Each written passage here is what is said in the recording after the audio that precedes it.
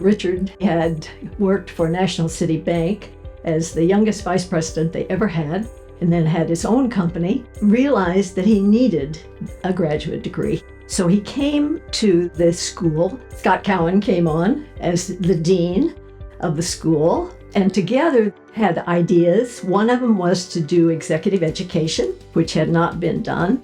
They established a speaker series, invited people who had gained all kinds of acclaim in life to come in and speak to people that had accomplished a lot of things in the companies around Cleveland.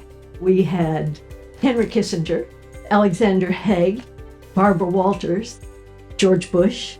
Richard and Scott Cowan established the EMBA, Executive MBA program. Richard decided at some point he wanted to teach full-time. Number one, you deserve, underscore, an outstanding teaching performance from me. You deserve for me to be as fabulous, like send you out of here. No, really, I'm not saying I'm going to deliver that, but you deserve that. He was a professor for the practice of management. He had classes, chief executive officer, entrepreneurship, enterprise development, managerial consultancy. We love Rich. Rich is a good thing. Rich is freedom. It's not happiness, but it's freedom. He gave them about 2 minutes at the start of the first class in which they could come up with a nickname for themselves.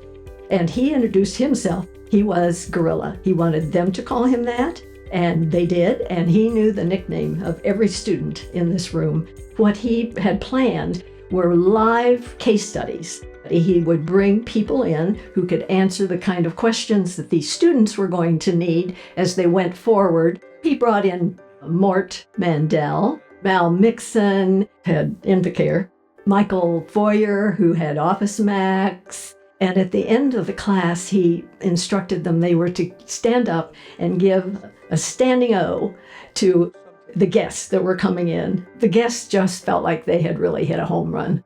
As he watched his students only have a semester with him, they'd had to have more information than they were getting if they wanted to buy a company or have a franchise. In 1992, came up with the idea of having promise partners. He asked 5 students who were graduated from Weatherhead if they would be interested in partnering with each other and with his kind of coworker, Pat Morris, who was to be like their CEO. Pat mentored them. They formed their own board. It became a nonprofit organization. Each year, there would be another group of about 4 or 5. Now, it has over 100 members. They formed 70 different companies. This enormous part of his life that was just so important to him that he was put into this group of Hall of Famers.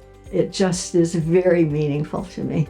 I want to thank Scott Cowan, formed a committee that came up with enough of finances to establish a Richard L. Osborne professorship.